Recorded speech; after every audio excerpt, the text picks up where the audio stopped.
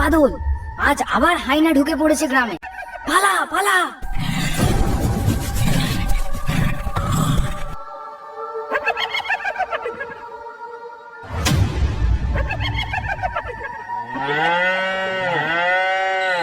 গোয়ালে গরুগুলো এমন চিল্লাচ্ছে কেন বলো তো?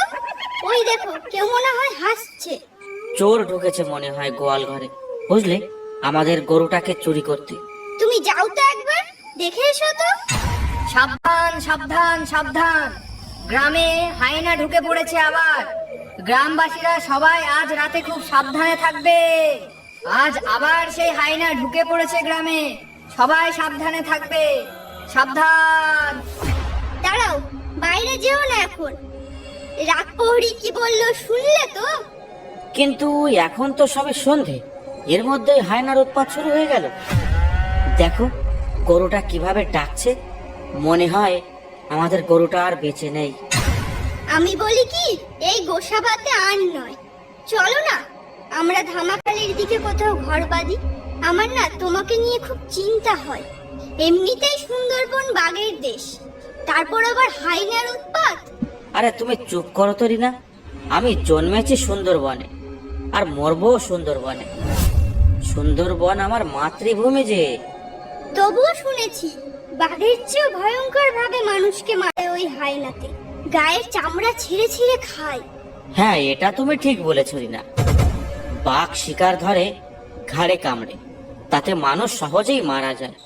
কিন্তু হায়না মানুষকে বাঁচিয়ে রেখে একটু একটু করে সারা শরীরের মাংস ছিঁড়ে খায়। দেবুদা দেবুদা, রতনকে রাস্তায় একা পেয়ে হাইনাটা টেনে নিয়ে গেছে মনোজদের বাগানে। তার ছেঁড়া মোড়া দেহটা বাগানের এক কোনায় বিশ্রী ভাবে পড়ে আছে। তা মরু, কখনের ঘটনা এটা? এটা ঘন্টাখানেক আগের ঘটনা। রমেশ আর ভূপেন তোমাকে ডাকতে পাঠিয়েছে। লাশটা এখনই দোবাকির চরে পুঁতে আসতে হবে। সবাই মিলে একসাথে না গেলে হায়নাটা হয়তো আমাদের উপরেই আক্রমণ করতে পারে। তাই এখন কোথায় যেতে হবে? ওই দোবাকির চরে? তাছাড়া এখন আর কোনো উপায় নেই গো দেবুদা। চলো, বেশি দেরি করলে হয়তো শিয়াল কুকুরে লাশটা টেনে নিয়ে যেতে পারে। শোনো না, এই রাতে তোমার যাওয়াটা কি ঠিক হবে?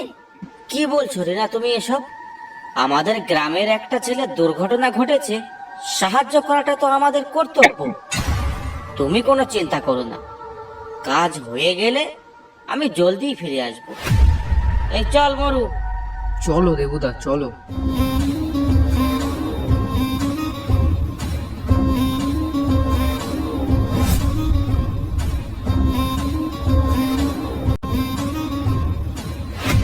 এই দাঁড়াও, কানা তোমরা?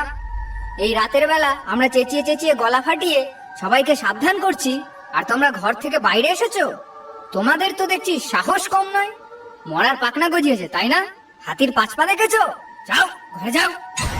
কি আর বলবো তোমাদের দাদা, এই বিপদের মধ্যে বেরিয়েছি কি আর সাধে। ওখানে রতনবাগ দিকে হায়নাই একা পেয়ে ছিঁড়ে ভুড়ে খেয়েছে। আমরা তারই সৎকারের জন্য যাচ্ছি। দাদা, আমাদের বেশি দেরি করা ঠিক হবে না। বেশি দেরি করলে হয়তো শিয়াল কুকুরেই লাশটা খেয়ে ফেলে দিতে পারে। সবই তো বুঝলাম, কিন্তু এই রাতে হাইনাটা যেভাবে ঘুরছে তাতে কখন কার কি হয় বলা যায় না। এভাবে তোমাদের রিস্ক নেওয়াটা ঠিক হবে না। ভয় নেই দাদা, সামনে আমাদের আরো দুজন বন্ধু আছে। হায়না এলে আমরা চারজনে পিটিয়েই মেরে ফেলবো। ঠিক আছে, যাও তাহলে।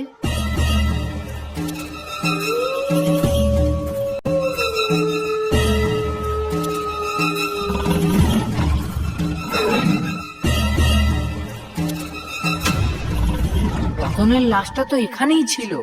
কি যেন একটা চলে গেল লেজ নাড়তে নাড়তে, দেখলি? আর ভূপেন আর রমেশ কোথায়? ওরা দুজনে তো এখানেই দাঁড়িয়েছিল। ওসব বাদ দে, তুই লাঠিটা শক্ত করে ধর আর চল আমার পেছন পেছন। গিয়ে দেখি ওটা কোথায় গেল। যদি ওটা হায়না হয়